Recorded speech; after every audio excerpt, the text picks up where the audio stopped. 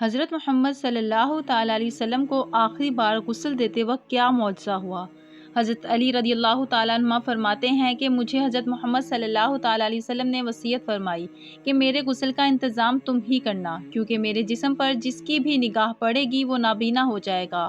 جب حضرت علی نے غسل دیا، پھر جو معجزہ حضرت محمد صلی اللہ علیہ وسلم کو آخری وقت غسل دیتے وقت آیا، آئیے اس ٹاپک کی طرف چلتے ہیں۔ بسم اللہ الرحمن الرحیم۔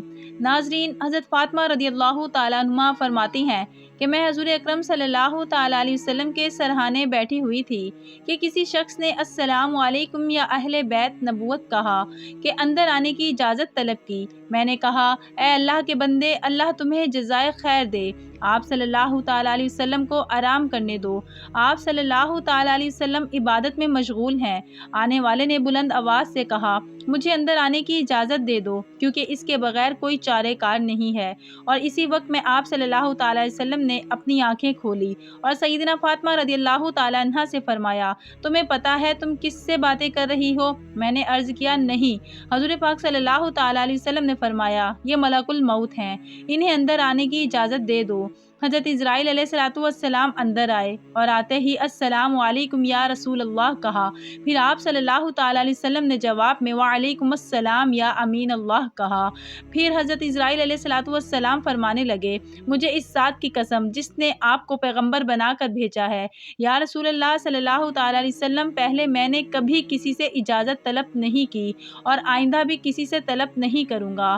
حضور اکرم صلی اللہ تعالیٰ علیہ وسلم کے وصال شریف کے وقت جبرائیل علیہ السلام حاضر ہوئے اور عرض کرنے لگے، یا رسول اللہ صلی اللہ تعالیٰ علیہ وسلم، آج آسمانوں پر آپ کے استقبال کی تیاریاں ہو رہی ہیں۔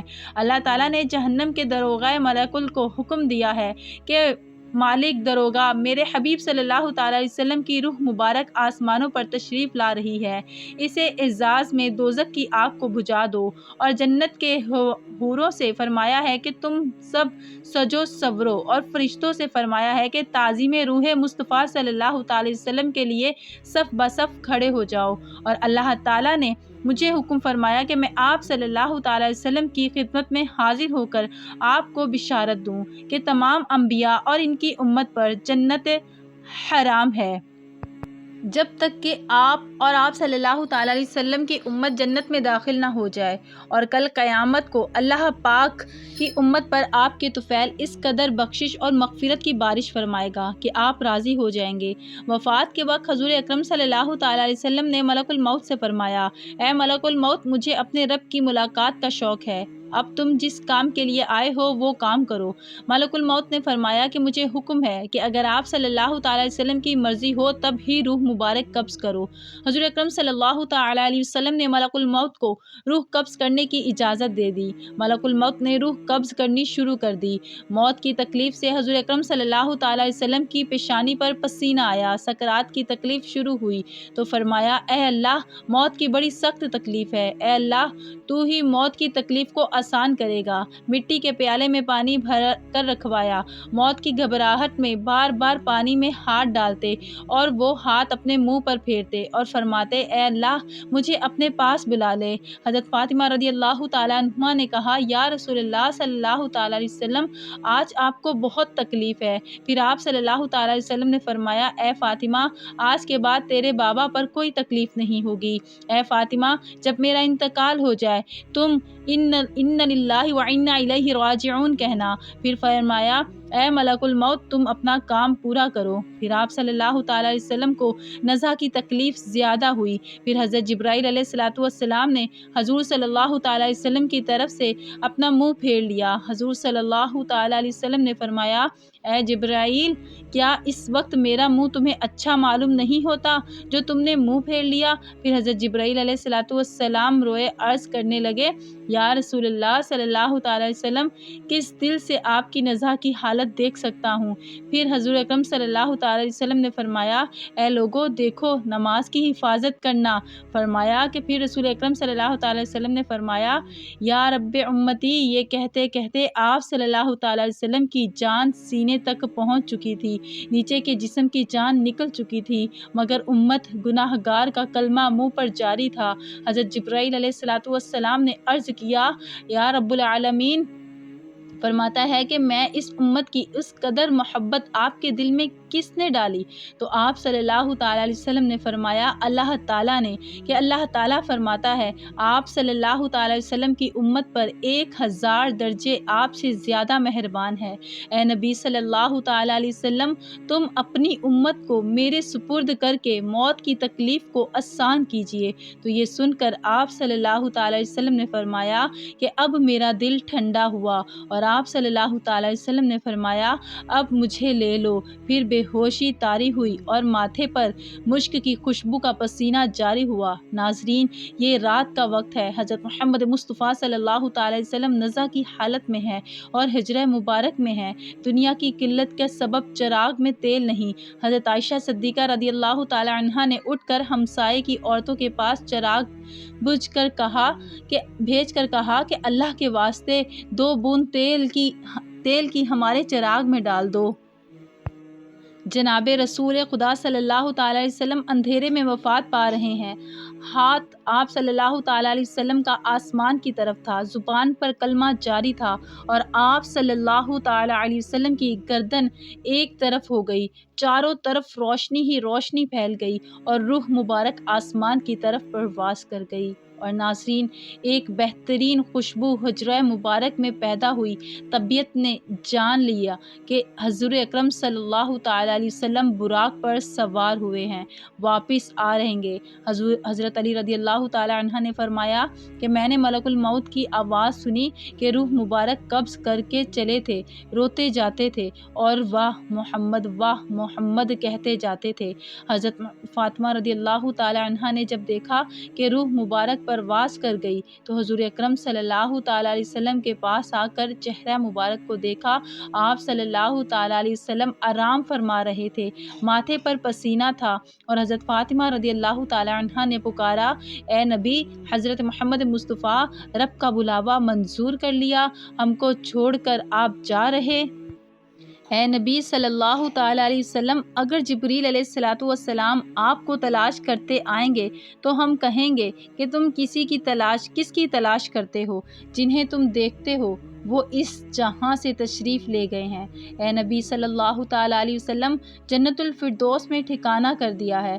جب گھر سے رونے کی آواز باہر آئی اور صحابہ کرام رضی اللہ تعالیٰ عنہما نے سنی تو گھبرا کر بے تاب ہو کر دہلیز مبارک پر سر مارنے لگے۔ حضور اکرم صلی اللہ تعالیٰ علیہ وسلم کی وفات کی خبر سن کر صحابہ کرام کی عقلیں جاتی رہیں۔ حضرت عبداللہ بن انیس رضی اللہ تعالیٰ عنہما غم سے انتقال کر گئے۔ حضرت عمر رضی اللہ تعالیٰ عنہ بھی دیوانے ہو گئے، دیوانوں کی طرح حجرہ مبارک پر آئے اور عرض کیا، مجھے ذرا حضور اکرم صلی اللہ تعالیٰ علیہ وسلم سے ملا دو، ایک نظر مجھے حضور سے ملا دو۔ اہل بیت نے حضرت عمر رضی اللہ تعالیٰ عنہ کو حجرے میں بلوایا۔ حضرت عمر رضی اللہ تعالیٰ عنہ نے دیکھا کہ آپ صلی اللہ تعالیٰ علیہ وسلم لیٹے ہوئے ہیں۔ آپ صلی اللہ تعالیٰ علیہ وسلم کے منہ سے چادر سرک اٹھا کر دیکھا اور کہا کہ آج ایسی غشی اور بے ہوشی ہوئی ہے کہ آپ ہوشیار نہیں ہوتے، کیا کوئی وحی اتری ہے؟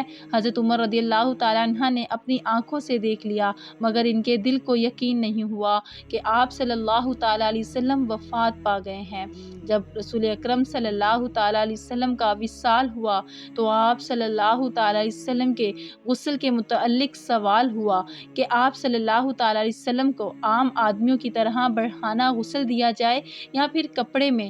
تمام موجود لوگوں پر خواب کا غلبہ ہو گیا، جہاں تک کہ تمام اپنے اپنے سینوں پر تھوڑیاں رکھ کر آرام کرنے لگے۔ اسی وقت ان کے کانوں میں آواز آئی، رسول خدا صلی اللہ تعالیٰ علیہ وسلم کو ان کے پہرانے میں ہی غسل دو۔ حضرت سیدنا امیر المؤمنین حضرت علی رضی اللہ تعالیٰ عنہما فرماتے ہیں کہ مجھے حضرت محمد مصطفیٰ صلی اللہ تعالیٰ علیہ وسلم نے وصیت فرمائی کہ میرے غسل کا انتظام تم ہی کرنا، کیونکہ میرے ستر پر جس کی بھی نگاہ پڑے گی وہ نابینا ہو جائے گا۔ حضرت علی رضی اللہ تعالیٰ عنہ نے آپ صلی اللہ تعالیٰ علیہ وسلم کو غسل دیتے ہوئے آپ کے بدن مبارک پر کسی قسم کا کوئی میل نہ دیکھا۔ تو اسی وقت حضرت علی رضی اللہ تعالیٰ عنہ نے کی زبان پر آیا، یا رسول اللہ صلی اللہ علیہ وسلم، آپ پر میرے ماں باپ قربان، آپ کتنے پاکیزہ ہیں۔ حضور صلی اللہ تعالیٰ علیہ وسلم کی تدفین کے دن اس قدر خاموشی چھا گئی کہ بعض صحابہ کو بعض صحابہ بعض کو دیکھتے ہیں پائیں گے اور وہ اپنی ہتھیلیوں کو کھول دیں تو کچھ نظر نہیں آتا۔ یہ تاریکی حضور اکرم صلی اللہ تعالیٰ علیہ وسلم کی تدفین تک چھائی رہی۔ حضرت علی رضی اللہ تعالیٰ عنہ کا بیان ہے، جب حضور اکرم صلی اللہ تعالیٰ علیہ وسلم کا انتقال ہوا تو غیب سے آواز آئی، السلام علیکم یا اہل بیت ورحمۃ اللہ وبرکاتہ۔ کہتے ہیں حضور اکرم صلی اللہ تعالیٰ علیہ وسلم جب وفات پا گئے تو آپ کے مؤذن حضرت عبداللہ بن زید رضی اللہ تعالی عنہ نے یہ خبر سنی تو اس قدر غمزدہ ہوئے کہ نابینا ہونے کی دعا مانگنے لگے اور کہنے لگے، میرے آقا کے بغیر یہ دنیا میرے لیے کسی کام کی نہیں رہی۔ آپ اسی وقت نابینا ہو گئے۔ لوگوں نے کہا، تم نے یہ دعا کیوں مانگی؟ تو انہوں نے فرمایا کہ لذت نگاہ تو آنکھوں میں ہے، مگر حضور اکرم صلی اللہ تعالی علیہ وسلم کے بعد اب میری آنکھیں کسی کے دیدار کا شوق نہیں رکھتی۔ حضرت علی رضی اللہ تعالی عنہ کہتے ہیں، جب ہم حضور اکرم صلی اللہ تعالیٰ علیہ وسلم کو دفن کر رہے تھے تو ایک اعرابی آ کر حضور اکرم صلی اللہ تعالیٰ علیہ وسلم کی تربت پر لیٹ گیا اور کہتا تھا، یا رسول اللہ صلی اللہ تعالیٰ علیہ وسلم، آپ نے حکم دیا اور ہم نے سنا، آپ نے قرآن کریم اللہ تعالیٰ سے سیکھا اور ہم نے آپ سے سیکھا۔ اللہ تعالیٰ نے فرمایا، اگر یہ لوگ اپنی جانوں پر ظلم کریں اور آپ کی بارگاہ میں حاضر ہو کر اللہ تعالیٰ سے استغفار کریں اور اللہ کے رسول صلی اللہ تعالیٰ علیہ وسلم سے ان کی بخشش طلب کریں تو وہ اللہ کو بہت توبہ قبول کرنے والا ہے اور رحم کرنے والا پائیں گے۔ ہم نے اپنی جانوں پر ظلم کیا اور آپ صلی اللہ تعالیٰ علیہ وسلم کی بارگاہ میں حاضر ہوئے ہیں تاکہ آپ ہماری بخشش طلب کریں۔ اسی وقت قبر اطہر سے آواز آئی کہ تم بخش دیے گئے ہو۔ نبی اکرم صلی اللہ تعالیٰ علیہ وسلم کی قبر وفات کے بعد مسلمانوں کے جگر کٹ گئے، قدم لڑکھڑا گئے، چہرے بجھ گئے، آنکھیں خون بہنے لگیں، ارض و سما سے خوف آنے لگا، سورج تاریکی ہو گیا، آنسو بہہ رہے تھے اور نہیں تھمتے تھے۔ کئی صحابہ حیران و سرگردان ہو کر آبادیوں سے نکل گئے، کوئی جنگل کی طرف بھاگ گیا، جو بیٹھا تھا بیٹھا رہ گیا، جو کھڑا تھا اس کو بیٹھے جانے کا یارانہ ہوا۔ مسجد نبوی قیامت سے پہلے قیامت کا نمونہ پیش کر رہی تھی۔ صدیق اکبر رضی اللہ تعالی عنہ تشریف لائے اور چپ چاپ حجرے عائشہ صدیقہ رضی اللہ تعالی عنہ میں داخل ہو گئے۔ یہاں رحمت للعالمین کی میت پاک پڑی تھی۔ صدیق اکبر رضی اللہ تعالی عنہ نے چہرہ اقدس سے کپڑا اٹھا کر پیشانی مبارک پر بوسہ دیا اور پھر چادر ڈھک دی اور رو کر کہا، نبی اکرم صلی اللہ تعالی علیہ وسلم پر میرے ماں باپ قربان، آپ کی زندگی بھی تھی اور موت بھی پاک، آپ کی زندگی بھی پاک۔ واللہ اب آپ دو موتیں وارد نہیں ہوں گی۔ اللہ نے جو موت لکھ رکھی تھی آپ نے اس کا ذائقہ چکھ لیا اور اب اس کے بعد موت ابد تک آپ کے دامن کو چھو نہ سکے گی۔ جب صدیق اکبر مسجد نبوی میں تشریف لائے، عمر فاروق رضی اللہ تعالی عنہ غایت میں بے بسی سے نڈھال کھڑے تھے اور بڑے درد و جوش سے اعلان کر رہے تھے کہ منافقین کہتے ہیں کہ محمد صلی اللہ تعالی علیہ وسلم انتقال فرما گئے ہیں۔ واللہ آپ نے وفات نہیں پائی، آپ اللہ تعالیٰ کی بارگاہ میں موسیٰ علیہ السلام کی طرح طلب کیے گئے ہیں، جو 40 روز غائب رہ کر واپس آ گئے تھے۔ اسی وقت موسیٰ کی نسبت بھی یہی کہا جاتا تھا کہ آپ وفات پا گئے ہیں۔ خدا کی قسم محمد صلی اللہ تعالی علیہ وسلم بھی انہی کی طرح دنیا میں واپس تشریف لائیں گے اور ان لوگوں کے ہاتھ پاؤں کاٹ دیں گے جو آپ پر وفات کا الزام لگاتے ہیں۔ صدیق اکبر رضی اللہ تعالی عنہ نے عمر فاروق رضی اللہ تعالی عنہ کا کلام سنا تو فرمایا، عمر سنبھلو اور خاموش ہو جاؤ۔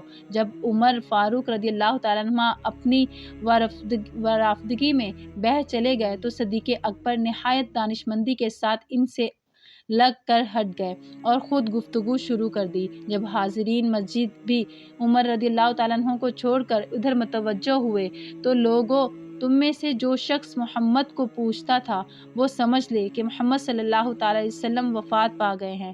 جو شخص خدا کا پرستارہ ہے وہ جان لے کہ اللہ تعالیٰ زندہ ہے اور وہ کبھی مرے گا نہیں، اور یہ حقیقت ہے، خود قرآن پاک نے واضح کر دی ہے۔ ترجمہ: نہیں ہے محمد مگر ایک رسول، ان سے پہلے رسول گزر چکے ہیں، کیا اگر وہ مر جائے یا شہید ہو جائے تو تم دین سے بگزشتہ نہ ہو جانا۔ جو شخص وہ گزشتہ ہو جائے گا، وہ اللہ تعالیٰ کو کچھ نقصان نہ پہنچا سکے گا اور اللہ ان قریب شکر گزاروں کو جزا دے گا۔ اس آیت پاک کو سن کر تمام مسلمان چونک پڑے اور عبداللہ رضی اللہ تعالیٰ عنہ فرماتے ہیں کہ خدا کی قسم ہم لوگوں کو ایسے معلوم ہوا کہ یہ آیت اس سے پہلے نازل ہی نہیں ہوئی تھی۔ عمر رضی اللہ تعالیٰ عنہما فرماتے ہیں کہ ابو بکر رضی اللہ تعالیٰ عنہ سے یہ آیت سن کر میرے پاؤں ٹوٹ گئے اور کھڑے رہنے کی قوت باقی نہ رہی تھی، میں زمین پر گر پڑا۔ مجھ کو یقین ہو گیا کہ واقعی محمد صلی اللہ تعالیٰ علیہ وسلم رحلت فرما گئے ہیں۔ سیدنا فاطمہ رضی اللہ تعالیٰ عنہ غم سے نڈھال تھیں اور فرما رہی تھی، پیارے باپ نے دعوت حق کو قبول کیا اور فردوس بری میں نزول فرمایا۔ وہ کون ہے جو جبریل امین کو اس حادثے غم کی اطلاع کر دے؟ الہی فاطمہ کی روح کو محمد صلی اللہ تعالیٰ علیہ وسلم کی روح کے پاس پہنچا دے۔ الہی مجھے دیدار رسول صلی اللہ تعالیٰ علیہ وسلم کی مسرت عطا فرما دے۔ الہی مجھے اس معیت کے ثواب سے بہرہ کر دے۔ الہی مجھے رسول صلی اللہ تعالیٰ علیہ وسلم کی شفاعت سے محروم نہ رکھنا۔ سیدنا عائشہ صدیقہ رضی اللہ تعالیٰ عنہا کے دل و جان پر غم کی گھٹائیں چھا گئی تھیں اور زبان اخلاق پیغمبری کی ترجمانی کر رہی تھی۔ جس نے تمول پر فقیری کو چن لیا، جس نے تونگری کو ٹھکرا دیا اور مسکینی قبول کر لی۔ وہ صاحب خلق عظیم جو ہمیشہ آٹھوں پہر نفس سے جنگ آزما رہا تھا۔ وہ اللہ کا پیغمبر جس نے ممنوعات کو کبھی آنکھ اٹھا کر بھی نہ دیکھا۔ وہ رحمت للعالمین جس کا باب فیض و فقیروں اور حاجت مندوں کے لیے کھلا رہتا تھا، جس کا رحیم دل اور پاک ضمیر کبھی دشمنوں کی ایذا رسانی سے غبار آلودہ نہ ہوا، جس کے موتی جیسے دانت توڑے گئے اور اس نے پھر بھی صبر کیا، جس کی پیشانی انور کو زخمی کیا گیا اور اس نے پھر بھی دامن عفو ہاتھ سے نہ جانے دیا۔ کہ آج اسی وجود سرمندی سے ہماری دنیا خالی ہے۔ اللہ تعالیٰ ہمیں حضور صلی اللہ تعالیٰ علیہ وسلم کے نقش قدم پر چلنے کی توفیق عطا فرمائے اور ہمیں ان کی سنت پر عمل کی توفیق عطا فرمائے، آمین یا رب العالمین۔ ناظرین، کمنٹ باکس میں اللہ تعالیٰ کے 99 ناموں میں سے ایک نام لازمی ٹائپ کیجیے گا۔ جزاکم اللہ خیرہ۔